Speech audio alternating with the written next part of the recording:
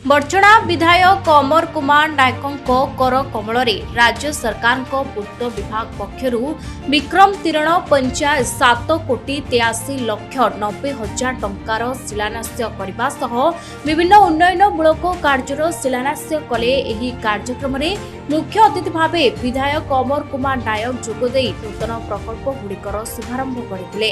विधायकों सह बर्चणा ब्लॉक अध्यक्षा जिला परिषद सभ्य एवं अन्य नेतृमंडल उपस्थित थे।